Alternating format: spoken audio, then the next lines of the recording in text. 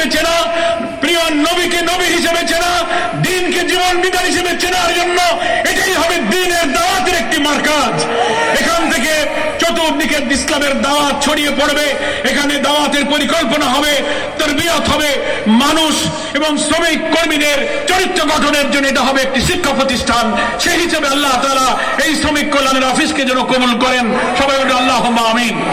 আমার প্রিয় ভাইরা, আজকে বাংলাদেশের বিদ্যমান রাজনৈতিক পরিস্থিতি সম্পর্কে খালিশপুরবাসীর কাছে আরেকটি নতুন কথা আমি বলতে চাই।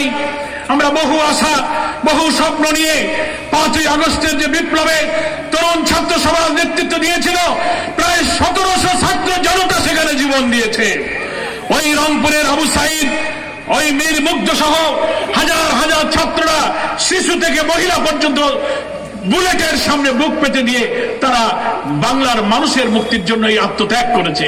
আমরা যে স্বপ্ন দেখেছিলাম ফ্যাসিবাদ চলে যাবে, একটি নতুন মুক্ত বাংলাদেশ আমরা পাবো, আমাদের গণতন্ত্র, আমাদের ভোটাধিকার, ছাত্র মেহনতি শ্রমিক সমাজের মুক্তি, তাদের রুটি রুজি, তাদের জীবন জীবিকা, বাক স্বাধীনতা, সংবাদপত্রের স্বাধীনতা, গণতান্ত্রিক অধিকার, আমাদের ভোটাধিকার এবং রাষ্ট্রযন্ত্রের প্রত্যেকটি অর্গানে দলীয়করণ, দুর্নীতি, লুটপাট, সিন্ডিকেট, অর্থপাচার করে গোটা অর্থনীতি এবং জাতিকে ফকরা করে আধিপত্যবাদের মদদে এই ফ্যাসিবাদের মাস্টার মাইন্ড শেখ হাসিনা বাংলাদেশকে একেবারে শূন্য করে দিয়েছে। মহান আল্লাহ তাআলা আসমান থেকে 5ই আগস্ট তার রহমত, তার করুণা, তার ক্ষমা নাজিল করেছেন। ছাত্র শিবির আর জামাত ইসলামীকে এই হাসিনা মাত্র পতনের 4 দিন আগে নিষিদ্ধ করেছিল, মনে আছে আপনাদের কথা? কিন্তু আল্লাহ তাআলার ইচ্ছা ছিল ভিন্ন। আল্লাহ বলেছেন ওয়া মা তাশাউনা ইল্লা ইয়াশা আল্লাহু রাব্বুল আলামিন। কোন মানুষের ইচ্ছা পূরণ হয় না যতক্ষণ আল্লাহ তাআলা তা ইচ্ছা না করেন। শেখ হাসিনার ইচ্ছা পূরণ হয়নি। 4 দিন আগে তুমি জামাত শিবির নিষিদ্ধ করেছিলে, তোমরা আমাদের মাওলানা নিজামী, মুজাহিদ, কামরুজ্জামান, মীর কাসিম আলী, কাদের মোল্লাকে ফাঁসিতে ঝুলিয়ে হত্যা করেছ।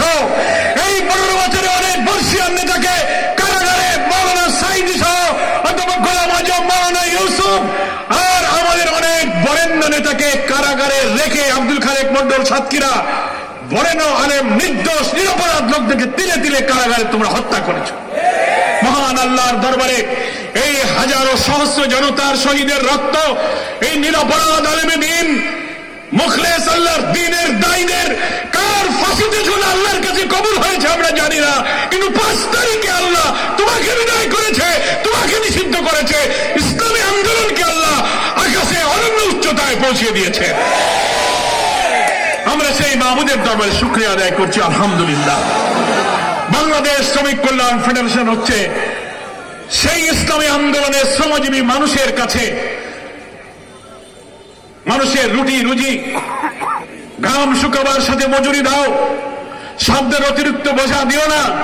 তুমি মালিক যা খাবে পড়বে, শ্রমিকও তাই খাবে পড়বে। বিশ্ববারের